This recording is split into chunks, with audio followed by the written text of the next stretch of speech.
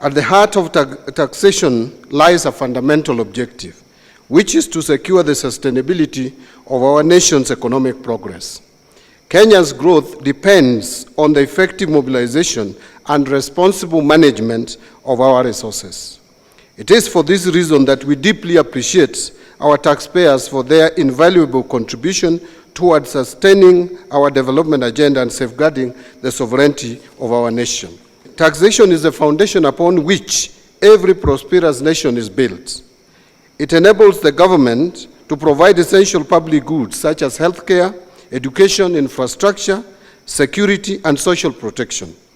The partnership between the government and taxpayers is therefore central to achieving inclusive economic growth and strengthening the resilience of our economy.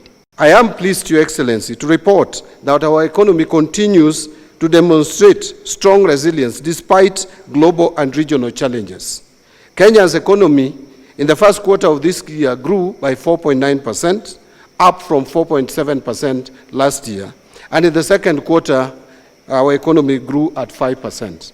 And we project that the full year growth will be well above 5%, around 5.1 to 5.2%, placing us among the stronger performers in the region. Macroeconomic fundamentals continue to improve. Inflation has remained well within the target range, holding steady at 4.6% at the end of October 2025, which was supported by a carefully calibrated monetary policy stance. Interest rates have eased, with Treasury bill rates declining significantly and lowering the government's domestic debt servicing costs. Today, Your Excellency, the 91-day Treasury bill is trading at 7.9%, down from around 15 to 16% a year ago. At the same time, commercial bank lending rates have also fallen, providing a welcome boost to private sector credit and domestic investment. It would interest the audience to note that early this year, actually credit to the private sector was contracting, growing at negative 3.3. It has picked up, Your Excellency. The latest data is that it is now at well over 5%. That is credit extension to the private sector.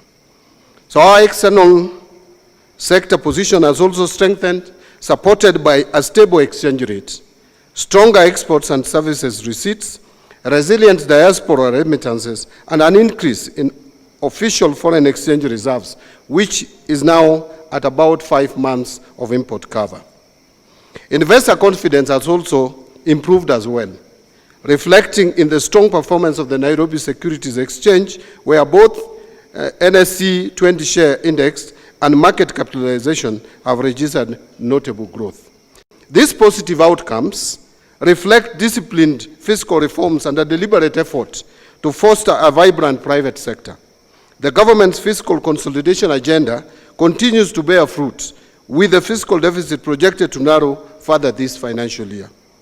In this pursuit, revenue collection remains a central priority. We are leveraging technology to modernize the taxation framework, seal revenue leakages, and enhance overall system efficiency.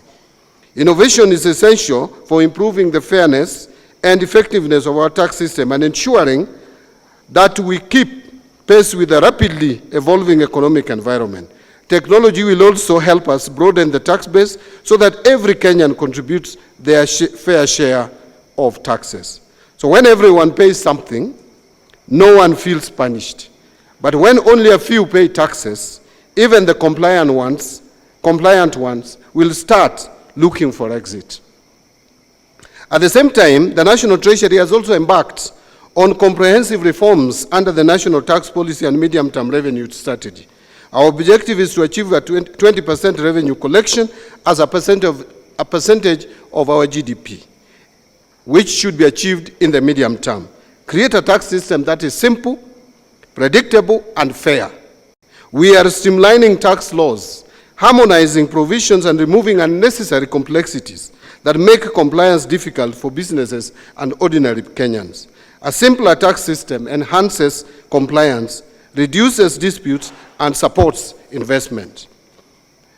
We are also rationalizing tax expenditure so that to ensure that they deliver tangible value to the economy. Untargeted and unproductive incentives deny the country much needed revenue while offering limited economic benefits. Our reforms, therefore, focus on transparency, targeting, and alignment with national development priorities to safeguard the tax base. Your Excellency, we recognize that taxpayers are partners in national development. The government, therefore, remains committed to ensuring that taxation is fair, predictable, and transparent. We will continue supporting reforms that improve the ease of doing businesses, simplify tax processes, resolve disputes efficiently, and provide clarity in the tax regime. A thriving private sector is central to job creation, economic transformation, and sustainable revenue growth.